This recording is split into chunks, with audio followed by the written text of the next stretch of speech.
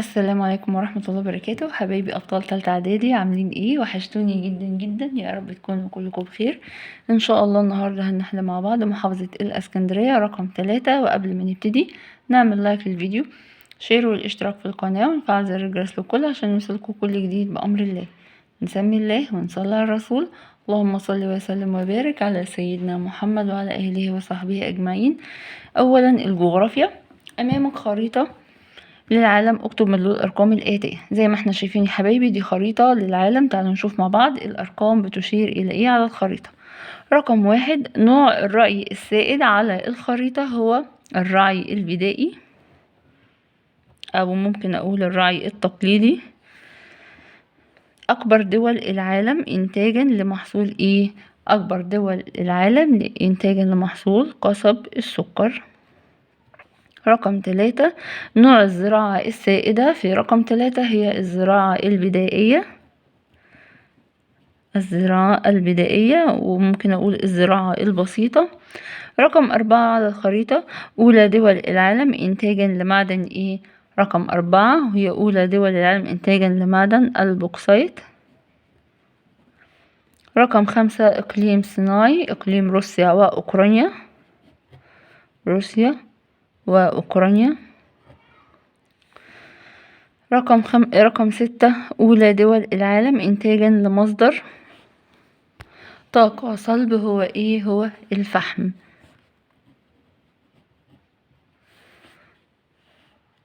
بما تفسر. تعد الولايات المتحدة الأمريكية أكبر دول العالم المصنعة للألمنيوم. يا ترى ليه السبب؟ بسبب إيه يا حبايبي؟ بسبب توفر عدة مقومات تتمثل في طاقة كهربائية، خبرة علمية وفنية متطورة، سوق محلية وخارجية بتستوعب الإنتاج. ونخلي بالنا إن السؤال ده دايما بيتكرر كتير في الامتحانات، وممكن يجيلي بصيغة أخرى بما تفسر تركز صناعة الألمنيوم في الدول المتقدمة. تركز صناعة الألمنيوم في الدول المتقدمة هتبقى هي نفس الإجابة.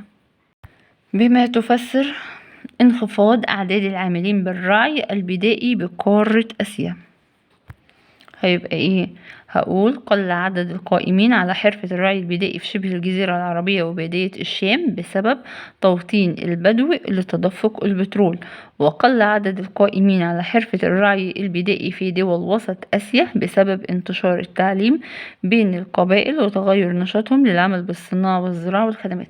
نخلي بالنا هنا في السؤال قال لي بقارة آسيا بصفة عامة، أما هنا كان مقسمها لشبه الجزيرة العربية وبادية الشام فقط هنا لسبب معين، أما في وسط آسيا بس لسبب تاني آخر. أما لو قال لي بقى بصفة عامة قل عدد القائمين على حرفة الرعي البدائي في قارة آسيا، هقول السببين أو هقول النقطتين. بما تفسر أهمية إقليم المرتفعات الوسطى في ألمانيا.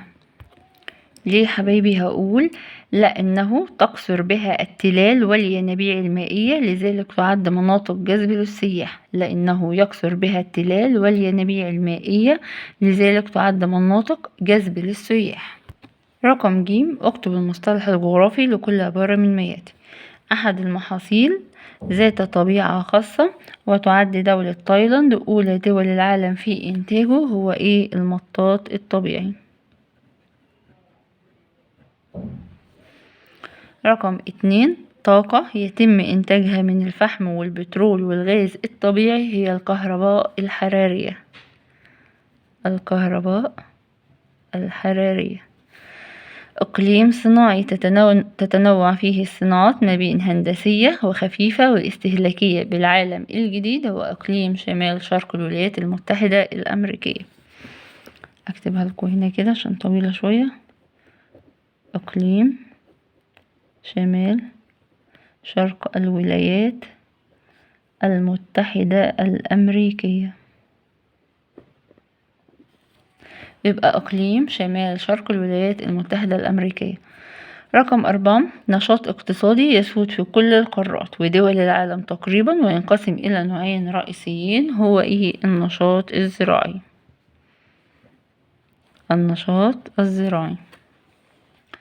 رقم 2، اختر الإجابة الصحيحة من ما بين القوسين. تأتي قارة أمريكا الشمالية في المرتبة الأولى في إنتاج محصول الذرة، من المقومات البشرية للصناعة رأس المال. أكثر المدن النيجيرية تكدسا بالسكان هي منطقة لاجوس. أكبر دول العالم إنتاجا للألبان هي دولة الهند. يأتي نصف الإنتاج السمكي في العالم منين؟ من المياه المالحة. السؤال رقم ب: أمامك جدول مقارنة بين قارتي أوروبا وأفريقيا، اكمل ما يناسبهم.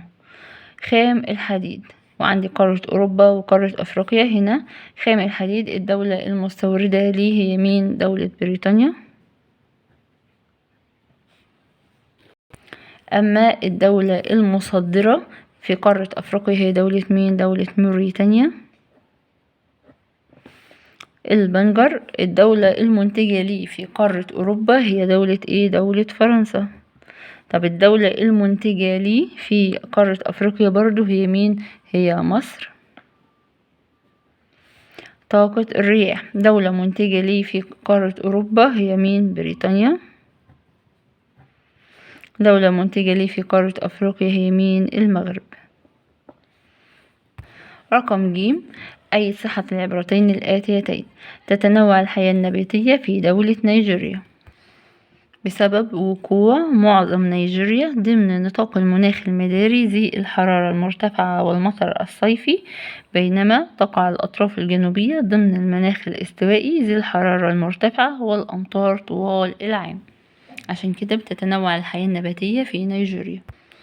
دلل: تتميز الصناعة الألمانية بالتنوع. تتميز الصناعة الألمانية بالتنوع. تتميز الصناعات الألمانية بالجودة والتنوع مثل الحديد والصلب والسيارات والسفن والمنسوجات والصناعات الإلكترونية والكهربائية. ثانيا التاريخ، صوب الخطأ في كل عبارة من العبارات الآتية. إشراك العمال في مجالس إدارات الشركات والمصالح من الإنجازات الاقتصادية لثورة 23 يوليو 52. هتبقى من الإنجازات إيه حبيبي؟ من الإنجازات الاجتماعية. من الإنجازات الاجتماعية. حسم مجلس الأمن الخلاف الذي حدث بين مصر وإسرائيل على تعيين مكان بعض علامات الحدود بينهما في سبتمبر 1988. هو اللي حسم الأمر هو مين؟ محكمة العدل الدولية. محكمة العدل الدولية. رقم 3: وافق الملك فاروق على مغادرة البلاد في الموعد المحدد لأنه أدرك أن الجيش والشعب يكرهان حكمه. هو وافق الملك فاروق على مغادرة البلاد قبل الموعد المحدد. نخلي بالنا، شوفوا كلمة صغيرة بتفرق في العبارة. قبل الموعد المحدد وليس في الموعد. ارتبط دور المرأة في العمل الوطني بقضايا سياسية طرحتها الصحافة والهيئات النيابية. ارتبط دور المرأة في العمل الوطني بقضايا بقضايا اجتماعية.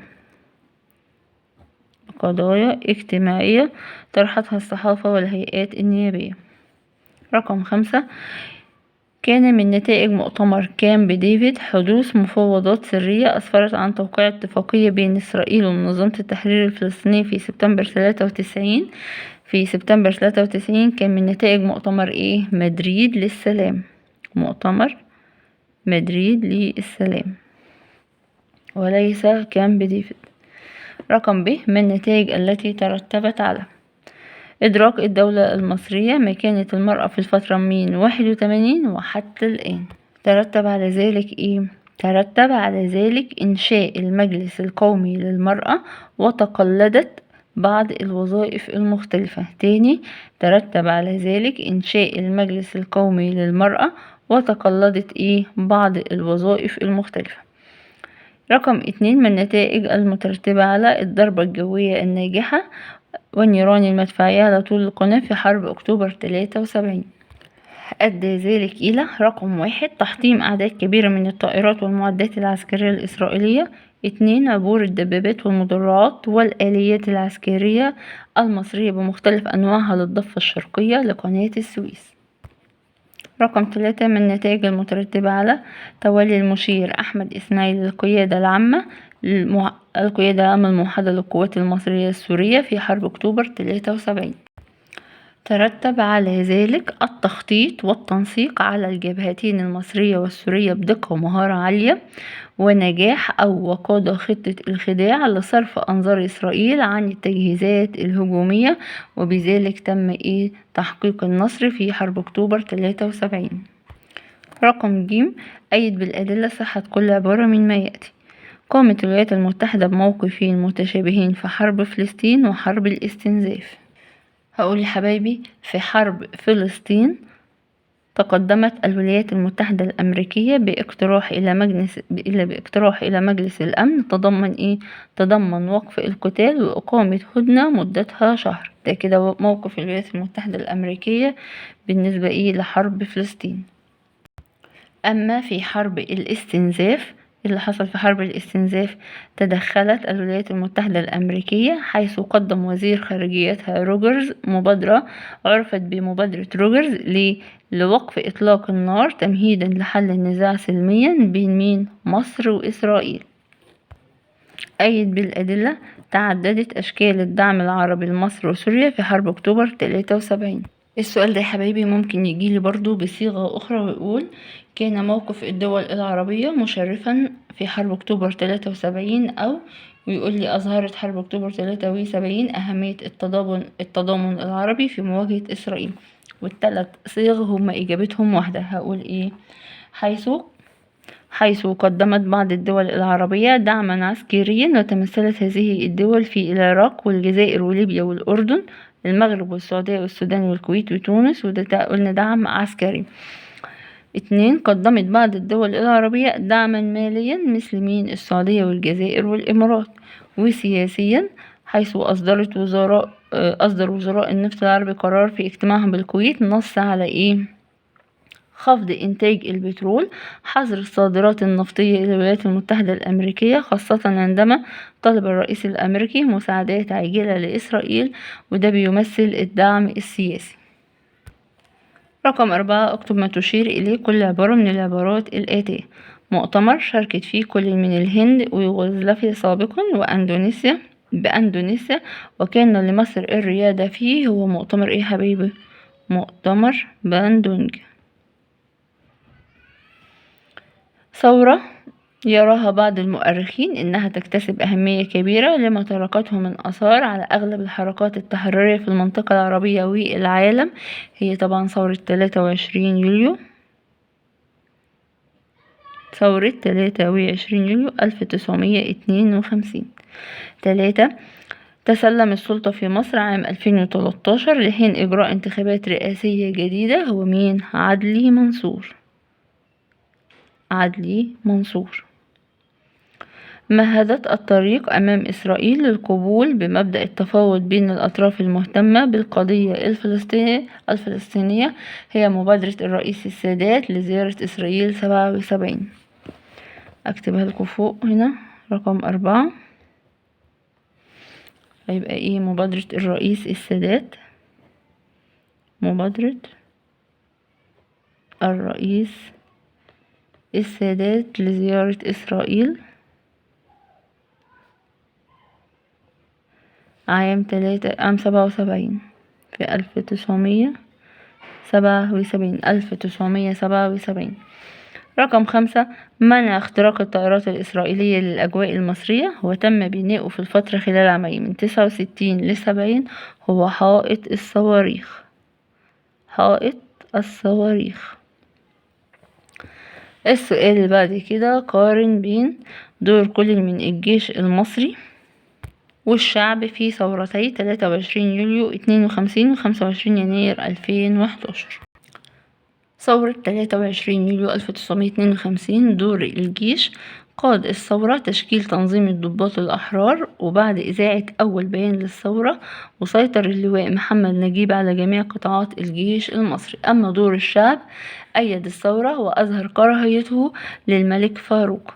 أما بالنسبة لثورة 25 يناير 2011، دور الجيش: قام بحماية المنشآت العامة والخاصة والمواطنين، وكان الجيش قوة مساندة للشعب، وأظهر إنه ليس أداة في يد النظام لقمع المتظاهرين. أما بالنسبة لدور الشعب في ثورة 25 يناير 2011 استمرت مظاهرة الشعب بالميادين العامة 18 يوم حتى يتخلى الرئيس مبارك عن الرئاسة. ما العلاقة بين توقيع معاهدة 36 وازدياد معاناة أفراد الشعب المصري؟ كان توقيع معاهدة 36 سببا في جعل مصر ميدانا لمعارك الحرب العالمية الثانية واستنزاف مواردها خاصة لخدمة بريطانيا وحلفائها، من ترتب عليه إرهاق الاقتصاد المصري وزيادة معاناة أفراد الشعب. ما العلاقة بين ثورة 23 يوليو 52 والحياة النيابية؟ حيث قامت الثورة بإلغاء دستور 1923 وحل الأحزاب السياسية، وفي عهد الرئيس جمال عبد الناصر صدر دستور 1956 الذي نص على أن تكون السلطة التشريعية في يد مجلس منتخب وهو مجلس الأمة. ما العلاقة بين انتهاء الحرب العالمية الأولى والوضع السياسي في فلسطين؟ العلاقة اللي بتربط بينهم يا حبايبي هي أقول إيه؟ أدى انتصار دول الحلفاء في الحرب العالمية الأولى إلى عقد مؤتمر سان ريمو، والذي تقرر فيه إيه؟ وضع فلسطين تحت الانتداب البريطاني مع تنفيذ وعد بلفور. وبكده يا حبايبي نكون انتهينا من حل محافظة الإسكندرية. أتمنى يا رب إن الفيديو يكون دخل عليكم بالفهم والنفع والسهولة واليسر، وأتمنى لكم مزيدا من النجاح والتفوق والفلاح. ولو استفدت من الفيديو اضغط لايك والشير والاشتراك في القناة وفعل زر الجرس للكل عشان يوصلكم كل جديد بأمر الله. وألقاكم في فيديو آخر، والسلام عليكم ورحمة الله وبركاته.